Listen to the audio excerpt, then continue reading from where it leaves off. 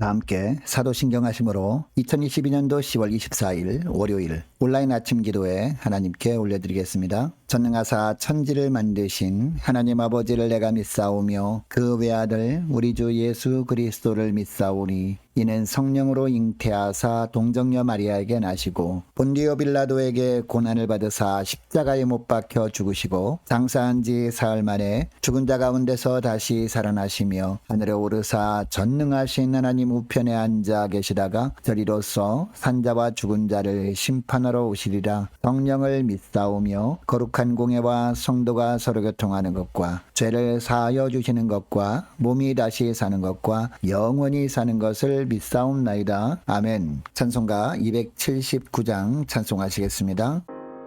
인내하신 구세주여 내가 비오니 죄인으로 하실 때에 날 부르소서. 주여 주여 내가 비오니 죄인으로 하실 때에 날 부르소서. 자비하신 보좌 앞에 꿇어 엎드려 자복하고 회개하니 믿음 주소서. 주여 주여 내가 비오니 죄인으로 하실 때에 날 부르소서. 주의 몸으로 의지하여 주께 가오니 상한 마음을 고치시고 구원하소서. 주여 주여 내가 비오니 죄인으로 하실 때에 날 부르소서. 만복한 우리 주여 위로하소서. 우리 주와 같으시니 어디 있을까. 주여 주여 내가 비오니 죄인으로 하실 때에 날 부르소서. 아멘. 하나님 아버지 감사합니다. 어제는 거룩한 주일 예배를 통해서 큰 은혜를 받게 하시고 또 도전받고 결단하게 하셨다가 또 새로운 한 주간 시작되는 월요일 아침을 맞이하게 하심을 감사합니다. 하나님 오늘 하루도 그리고 한 주간도 주님께서 말씀을 통해서 인도하심이 없으면 저희들 한순간도 살 수 없는 연약한 존재임을 고백하며 이 시간에 말씀을 받습니다. 하나님 오늘 주시는 말씀을 통해서 오늘 하루 그리고 한 주간 어떤 삶을 살기를 주님이 원하시는지 바르게 알게 하시고 주님께서 말씀하신 대로 순종하며 나아감으로 말미암아 오늘도 주님과 동행하는 복된 하루 그리고 한 주간도 주님과 온전히 동행하는 한 주간 될 수 있도록 축복하여 주옵소서. 우리 주 예수 그리스도 이름으로 기도드리옵나이다. 아멘. 자, 하나님이 이 시간에 주시는 말씀은 구약성경 사무엘하 21장 1절부터 14절까지 말씀 보겠습니다.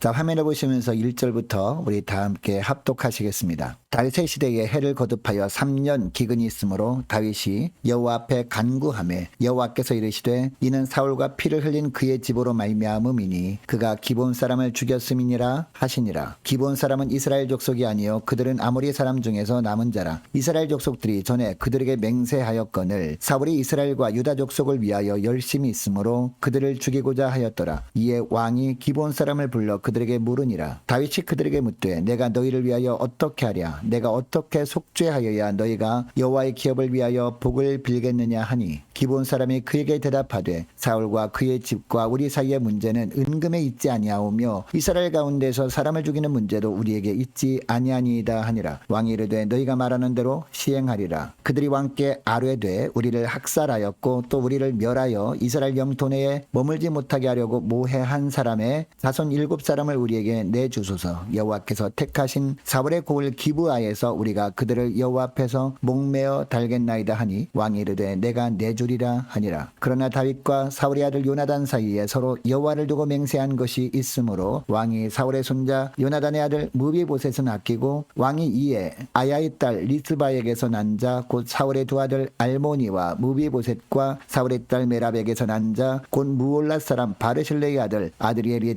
아들을 붙잡아 그들을 기본 사람의 손에 넘기니 기본 사람이 그들을 산 위에서 여호와 앞에 목매어 달매 그들 7사람이 동시에 죽으니 죽은 때는 곡식 빼는 첫날 곧 보리를 베기 시작하는 때더라. 아야의 딸 리스바가 굵은 배를 가져다가 자기를 위하여 바위 위에 펴고 곡식 빼기 시작할 때부터 하늘에서 비가 시체에 쏟아지기까지 그 시체에 낮에는 공중에 새가 앉지 못하게 하고 밤에는 들짐승이 범하지 못하게 한지라. 이에 아야의 딸 사울의 첩 리스바가 행한 일이 다윗에게 알려짐에 다윗이 가서 사울의 뼈와 그의 아들 요나단의 뼈를 길르앗 야베스 사람에게서 가져가니 이는 전에 블레셋 사람들이 사울을 길보아에서 죽여 블레셋 사람들이 벳산거리에 매단 것을 그들이 가만히 가져온 것이라. 다윗이 그곳에서 사울의 뼈와 그의 아들 요나단의 뼈를 가지고 올라오매 사람들이 그 달려 죽은 자들이 뼈를 거두어다가 사울과 그의 아들 요나단의 뼈와 함께 베냐민 땅 셀라에서 그의 아버지 기스의 묘에 장사하되 모두 왕의 명령을 따라 행하니라. 그 후에야 하나님이 그 땅을 위한 기도를 들으시니라. 아멘. 여러분, 우리가 신앙생활을 하면서 아무리 강조해도 부족한 것이 바로 기도입니다. 그래서 성경에서도 구약과 신약 전체에서 계속 강조하는 것이 기도입니다. 심지어 신약 성경에서는요, 쉬지 말고 기도하라 라고까지 하십니다. 그런데 여러분, 성경이 그토록 강조하는 기도란 무엇일까요? 단순히 내 형편을 아뢰는 것만을 의미하지 않습니다. 성경이 말하는 기도는 바쁜 일상 중에서 그리고 고난당하는 현실 속에서 하나님의 뜻이 어디 있는지를 계속해서 묻는 겁니다. 여러분이 이처럼 하나님의 뜻을 묻는 기도가 무엇보다 중요한 이유가 있습니다. 이런 기도를 늘 하면서 살지 않으면 편견에 빠지기 쉽기 때문입니다. 어떤 일이 일어났을 때 그 일이 일어난 이유에 대해서 내 마음대로 생각해버리기 쉽다는 겁니다. 여러분, 구약에서 국가적으로나 개인적으로 어떤 일이 있을 때마다 늘 하나님께 나아가 하나님의 뜻을 구했던 대표적인 사람이 다윗입니다. 1절에 보면 다윗이 다스리던 이스라엘 통일왕국에 해를 거듭하여 3년 기근이 생겼습니다. 당시는 농경사회였습니다. 그래서 한 해만 기근이 들어도 사람들의 삶은 피폐해지게 되어 있습니다. 그런데 이런 기근이 3년이나 연속해서 생겼다는 것은 상상할 수도 없는 국가적인 재앙이 임했음을 보여주고 있습니다. 여러분, 이런 천재지변이 있을 때 하나님을 알지 못하는 이방 나라에서는 어떻게 할까요? 풍요의 신이라고 여기고 있던 바알과 아세라 우상 앞에 가서 지성이면 감천이라고 하면서 더욱 정성을 다해 제사를 드렸습니다. 그리고 하나님을 섬기는 많은 사람들도 하나님께 나와 제사를 드리기는 합니다. 그리고 하나님께 엎드려 기도를 하기는 했습니다. 그러나 대부분 하나님의 뜻을 묻는 기도보다 빨리 비를 내려달라는 기도만 하였습니다. 그러나 다윗은 달랐습니다. 1절 중반절 말씀해 보니까 다윗이 여호와 앞에 간구하매 라고 합니다. 기근을 끝내달라고 기도한 것이 아닙니다. 기근을 주신 하나님의 뜻을 알 수 없어서 하나님께서 왜 기근을 주셨는지를 깨닫게 달라고 구한 겁니다. 여러분, 때로 우리는 인간의 힘으로는 도저히 해결할 수 없는 상황을 맞이하곤 합니다. 다윗이 바로 이런 상황을 만났습니다. 그래서 다윗은 하나님 앞에 엎드려서 하나님의 뜻을 간절히 구한 겁니다. 여러분, 다윗이 3년 기근을 만났을 때 이처럼 하나님 앞에 엎드려서 하나님의 뜻을 간절하게 구한 것을 통해서 무엇을 알 수 있습니까? 인간의 한계를 인정했다라는 겁니다. 자신이 할 수 있는 것은 하나도 없음을 고백하면서 온전히 하나님만을 의지하고 있다는 사실입니다. 여러분, 이런 의미에서 볼 때 기도는 하나님께 대한 신앙 고백이라고 할 수 있을 겁니다. 여러분, 기도를 통한 다윗의 신앙 신앙 고백을 하나님이 들으셨습니다. 그리고 3년 기근을 주신 이유를 말씀해 주십니다. 그 이유가 무엇이었습니까? 사울 왕이 살아있을 때 기브온 사람들을 죽였기 때문이라고 하십니다. 여러분, 기브온 사람들은 원래 아모리 족속이었거든요. 하나님께서 이스라엘 백성들에게 가나안 땅에 들어가면 다 멸절시키라고 하신 가나안 7족속 사람들이었습니다. 그런데 이 기브온 사람들이 변장을 하고 여호수아에게 찾아와서 여호수아와 언약을 맺었습니다. 여호수아는 나중에야 그들이 아모리 족속이었음을 알게 되었습니다. 그러나 이미 언약을 맺은 후였습니다. 그래서 어쩔 수 없이 이 기브온 족속을 죽일 수는 없었습니다. 이들과 이미 하나님 앞에서 언약을 맺어 버렸기 때문이죠. 이때부터 기브온 족속은 이스라엘 백성들과 함께 지내면서 물기는 일을 하였습니다. 그런데 이때부터 기브온 족속은 이스라엘 백성들에게 미움을 받았습니다. 그러던 차에 사울 왕이 기브온 족속들을 죽였던 겁니다. 그것도 애매하게 죄를 뒤집어 씌워서 죽인 겁니다. 여러분, 사울 왕은 성경에서 기도하지 않았던 대표적인 사람이었습니다. 여러분, 만일 사울 왕이 다윗처럼 기도하는 사람이었다면 기브온 족속과의 관계 속에서 어떤 문제가 있을 때 어떻게 해야 했을까요? 자신이 아무리 왕이었다고 해도 자신이 판단을 내리기 전에 먼저 하나님께 나아가 기도를 해야 했습니다. 그러면 하나님께서 사울 왕에게도 예전에 기브온 족속들과 하나님 앞에서 언약을 맺은 사실을 떠올려 주셨을 겁니다. 그리고 이 언약 때문에 아무리 기브온 족속이 가나안 7족속 출신들이었지만 이스라엘 백성들에 비해서 불공평한 대우를 하지 않도록 인도해 주셨을 겁니다. 그런데 사울 왕은 끝까지 기도하지 않습니다. 그러니까 사울 왕은 민족에 대한 편견에 갇혀서 기브온 사람들에 대해서 끔찍한 일을 저질러 버렸던 겁니다. 여러분, 하나님은 당시에도 이스라엘 백성들만의 하나님이 아니셨습니다. 지구상에 있는 모든 민족들이 섬겨야 할 참신이셨습니다. 그런데 사울 왕은 기도하지 않다 보니까 하나님은 이스라엘 백성들만의 신으로 전락시켜 버렸던 겁니다. 결국 이것 때문에 훗날 다윗이 왕이 되었을 때 3년 동안이나 기근이 임하게 되었던 겁니다. 여러분, 기근을 보내신 하나님의 뜻을 알게 된 다윗은 어떻게 합니까? 남아있는 기브온 사람들을 부릅니다. 그리고 그들에게 묻습니다. 사울 왕의 가문이 그들에게 범한 죄를 어떻게 속죄해야 할지를 물은 겁니다. 이때 기브온 사람들이 대답합니다. 물질로 보상받을 수 있는 문제가 아니라는 겁니다. 그리고 그렇다고 이스라엘 사람들 가운데 자신들이 원한을 품고 있는 사람들을 죽일 수도 없는 상황이 아니냐라고 합니다. 그러나 다윗은 그들에게 허락을 합니다. 그러자 5절 6절에 보니까 결정적으로 자신들을 괴롭힌 7사람을 자신들에게 내어달라고 합니다. 다윗이 또 이것을 허락합니다. 요나단과 맺은 언약을 지키기 위해서 요나단의 아들은 제외한 나머지 사람들을 그들에게 내어줍니다. 이렇게 했을 때 14절에 보니까 하나님께서 다윗의 기도를 들으셨다 라고 하고 있습니다. 기근을 멈춰 주셨다는 겁니다. 기브온 사람들이 억울함이 해소되자 가물었던 하늘에서 비가 내린 겁니다. 여러분, 우리가 기도를 통해서 하나님의 뜻을 찾는 것은요, 어떻게 보면 하나님을 사랑하는 행위라고 할 수 있습니다. 그렇다면 이 기도는 당연히 이 땅에 있는 고통당하는 이웃의 형편을 돌아보는 삶으로 이어져야 합니다. 그때 하나님께서는 하나님의 뜻을 찾기 위해 기도한 우리의 진정성을 알아주시고 회복의 은혜를 내려주시는 하나님이십니다. 여러분, 하나님의 뜻을 구하는 기도는요, 개인주의를 극복하게 합니다. 우리도 삶 속에서 기도가 빠져있게 되면요, 여전히 하나님은 나만 사랑해 주시는 하나님, 더 나아가 예수 믿는 사람에게만 은총을 내려주셔야 하는 편협한 하나님으로 전락시켜버리는 죄를 범할 수 있습니다. 또한 하나님께 기도한다고는 하지만 하나님의 뜻을 구하지는 않고 단지 내 소원만 아뢰는 단편적인 기도만 하게 되며 동일하게 하나님에 대해서 왜곡된 생각을 가지고 살 수 있다는 겁니다. 여러분, 이것을 기억하시고